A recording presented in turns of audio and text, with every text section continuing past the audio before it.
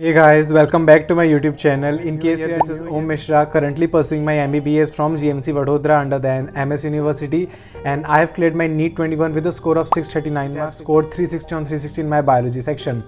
So you all know now only approx 10 days are left for your NEET exam. And in this 10 days अगर आपके mock में अच्छे score नहीं आ रहे हैं, उसका ऑब्वियसली 50% रीज़न हो सकता है आपके बायो के मार्क्स जो मे भी बहुत अच्छे ना आ रहे हों.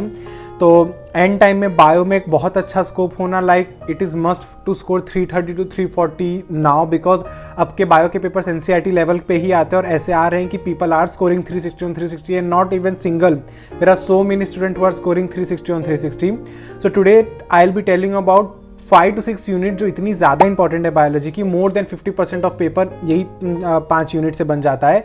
एंड अगर आपके बायो में कम मार्क्स आ रहे हैं, सो दिस पर्टिकुलर चैप्टर्स जो मैं अभी लिस्ट आउट करूँगा, ये एक रीज़न हो सकता है आपके कम मार्क्स आने का, because these are actually the very important. And from past 5 years whatever I have analysed from NTA paper, from my preparation point of view, from whatever my coaching teachers use to tell me, to whatever I've analyzed the previous year question. From all this I'm saying that 5 साल से NTA का इन particular units या chapters पे बहुत ज़्यादा focus बढ़ गया है. कुछ चैप्टर्स तो बहुत छोटे भी हैं, एग्जांपल बायोटेक्नोलॉजी, और उनमें से 9 क्वेश्चन आ रहे हैं. सो 90 में से 9 क्वेश्चन आना, ऑलमोस्ट 10% क्वेश्चन एक पर्टिकुलर यूनिट से आना, बायोटेक्नोलॉजी के 2 छोटे chapters. That means a lot, that shows how you to do smart preparation rather than learning the chapters and focusing so much on animal kingdom and plant kingdom and skipping all these chapters. So today I'll be telling these chapter. आपको सबसे पहले ये अपने अच्छे से clear कर रहे हैं. मैं आपको ये नहीं कहूँगा कि आप सिर्फ ये 5-6 यूनिट्स कर लीजिए आपके 340 आ जाएंगे, लेकिन स्टूडेंट हुआ स्टक बिटवीन 270, 280 और 250 की रेंज में, और उनको वो 300 या 320 का अपने मॉक टेस्ट में बूस्ट नहीं मिल रहा, वो रीज़न हो सकता है आपके ये यूनिट्स या ये चैप्टर अच्छे से क्लियर नहीं होंगे. सो लेट्स सबसे पहले बायोटेक्नोलॉजी बहुत ही ज़्यादा इंपॉर्टेंट है, क्योंकि और ये सारी यूनिट्स जो मैं लूँगा ना, ये ऐसी यूनिट्स है जो फ्यूचर में इन सब पे बहुत ज़्यादा स्कोप है, रिसर्च का स्कोप है, हम इन्हें अप्लाई करने वाले हैं फ्यूचर्स में. सो इसीलिए ये चैप्टर्स NTA थोड़ा ज़्यादा फोकस देती है. सो बायोटेक्नोलॉजी के दोनों चैप्टर बहुत छोटे छोटे हैं, सिर्फ अपनी NCERT एकदम प्रॉपरली क्लियर कर लोगे, जो भी 9 से 10 क्वेश्चन इस पर्टिकुलर यूनिट से आते हैं आपके पक्का ही पक्का करेक्ट हो जाएंगे. तो सबसे पहले ये यूनिट अपनी पक्की कर लीजिए. Second unit is genetics. Genetics के अंदर तीनों जो आपके चैप्टर्स आते हैं, principle of inheritance of the variation, molecular basis of inheritance and evolution. तीनों चैप्टर्स के अगर आप प्रीवियस ईयर क्वेश्चन देखें तो NCERT से ही आ रहा है. इवोल्यूशन से कभी कभार NCERT से बाहर आ जाता है, वो फिल्टर आउट करने के लिए, वो भी 2019 में आया था, 2021 में तो वो भी नहीं आया. में जो last second to third page में प्लांट की पूरी इवोल्यूशन है, एनिमल का इवोल्यूशन और ह्यूमंस की इवोल्यूशन जो डायग्राम बेस में बड़े बड़े दिया हुआ है, उनको जनरली सब स्किप कर देते हैं. उसमें से क्वेश्चंस आने की प्रोबेबिलिटी बहुत ज़्यादा है. जो बच्चे डायग्राम्स को स्किप कर देते हैं, वो डायग्राम्स की डेट्स और अच्छे से लर्न करके जाइए.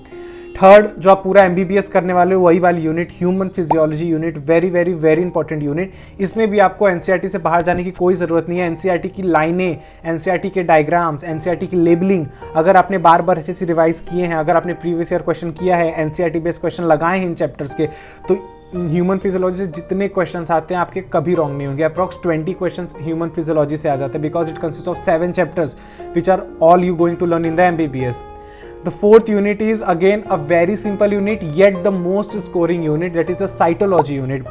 साइटोलॉजी यूनिट में आपका आता है सेल ऑर्गेनेल वाला चैप्टर, जो आप ऑलरेडी 9th में भी पढ़ चुके हो, और NCERT इस चैप्टर की उतनी टफ नहीं है. Second is biomolecules and the third is cell division and cell cycle. इन तीनों में से भी cell division and cell cycle comparatively बहुत छोटा चैप्टर और बहुत ज़्यादा क्वेश्चंस आते हैं, बहुत ही ईजी क्वेश्चंस आते हैं. अगर आपने इस चैप्टर की NCERT समझ ली, ओवरऑल प्रोसेस समझ लिया, आपको पता है प्रोफेज में क्या हो रहा है, एक कीवर्ड है. अगर आपको पता है मेटाफेज में क्या हो रहा है, एक पर्टिकुलर कीवर्ड है, जो बोल्ड लेटर में भी NCERT ने लिख के दे दिया है, तो ये चैप्टर में से तो 4-5 क्वेश्चन आ जाते हैं. बहुत ही छोटा चैप्टर है, 4-5 पेज का, लेकिन 4-5 क्वेश्चन आ जाते हैं.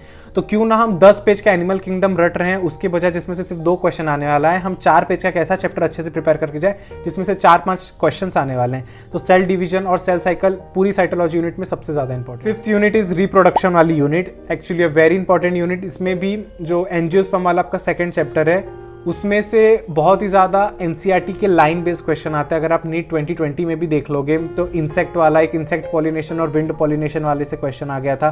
पॉलिनेशन इसका एक बहुत इंपॉर्टेंट टॉपिक है. एंडिंग का पार्ट जो सब स्किप कर देते हैं, सीड डोरमेंसी, वहाँ पे कुछ एग्जांपल्स कुछ प्लांट्स के दिए हुए हैं. वो mixes mimics the sexual reproduction, ये वाला टॉपिक लोग छोड़ देते हैं. लास्ट में जो आपका एल्ब्यूमिनस नॉन एल्ब्यूमिनस के एग्जाम्पल दिए हुए हैं वो लोग छोड़ देते हैं. टॉपिक्स जहाँ पे आपको सबसे ज़्यादा फोकस करने की ज़रूरत है, और ये और रिप्रोडक्टिव हेल्थ वाला चैप्टर हुआ, और first chapter chapter reproduction in organism, जो कि बहुत ही ज़्यादा ईजी चैप्टर है।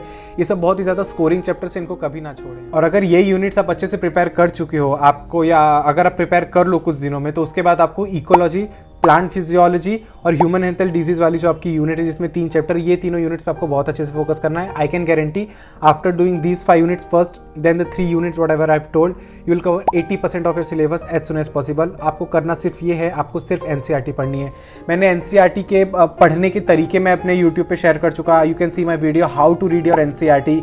आई have revealed all the sources जहाँ से मैं पढ़ता था। मैं यूट्यूब के कौन कौन से चैनल देखता था जिससे मेरे 360 आए, मैं वो भी अपनी वीडियोस में बता चुका हूँ। I have uploaded my whole NCERT on my Telegram channel, whatever I can do except teaching. मैंने वो सारी चीज़ें रिवील कर दी हैं, बता दी हैं, PDF बना के डाल दिया कि आप लोग को आइडिया हो कि बायो में कैसे फुल भी स्कोर किया जा सकता है। Till then will meet in the next video. Take care and have a good preparation.